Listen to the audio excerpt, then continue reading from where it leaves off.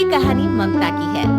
बचपन से ही घर में ये एहसास दिलाकर पाला गया कि औरतों को बोलने का हक नहीं है। अरे ममता, जरा जल्दी जल्दी हाथ चलाओ, रोज ऑफिस में देर पहुंचता हूँ तुम्हारे कारण। लेकिन आपका सारा खाना पैक और तैयार भी है। अरे जबान जितनी चलाती हो उतना अगर हाथ चलाती ना तो शायद घर को अच्छे से मैनेज कर पाती। क्या मतलब है? क्या नहीं मिला आपको? मोजे कौन देगा?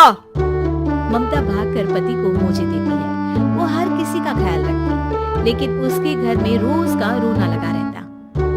अरे माँ, आज स्कूल में टीचर ने मुझे फीस के लिए डांटा। माँ, मुझे अच्छा नहीं लगता कि स्कूल में फीस के पैसों के लिए मुझे कोई भी बात सुनाए। अरे पर बेटा, ये तो पापा करते हैं ना, सारा ऑनलाइन।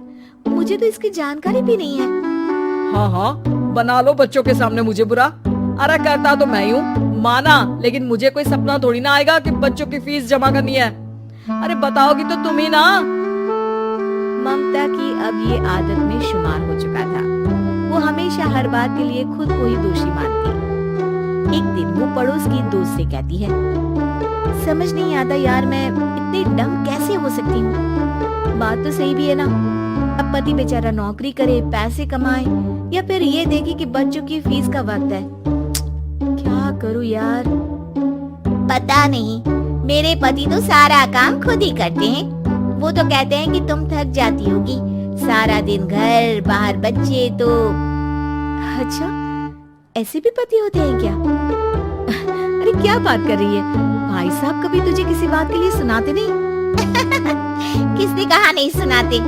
अरे ये पति चीज ही ऐसी होती है कि बिना पत्नी को सुनाए उन्हें चैन की नींद कहाँ आती है।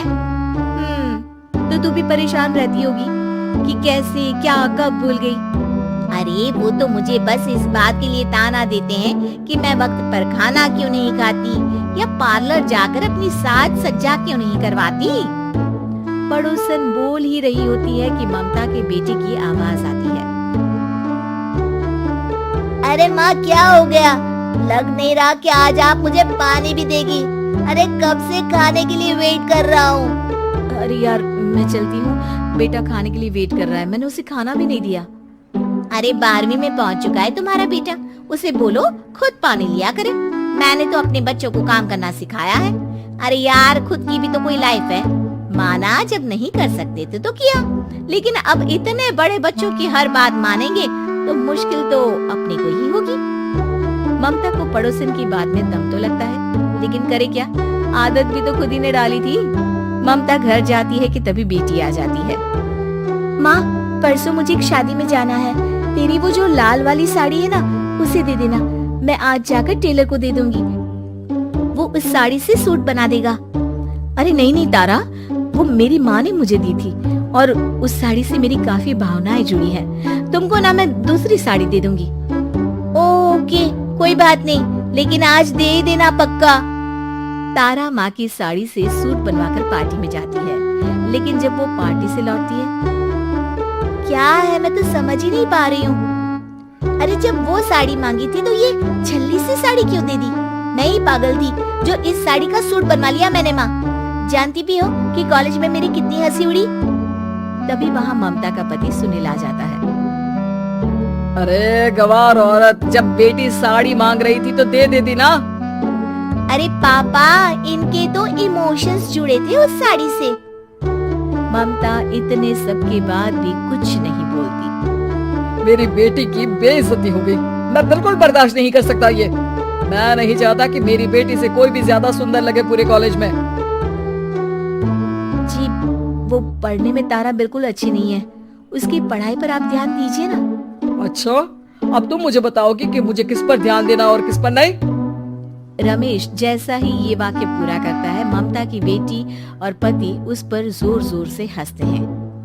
अरे ठीक है ना, पता ही नहीं चला कि कैसे वक्त इतना बीत गया। अरे कैसे पता चलेगा माँ, हम लोगों के पीछे जो तू बैताल की तरह चिपकी रहती थी, तुझे कैसे वक्त का पता चलता?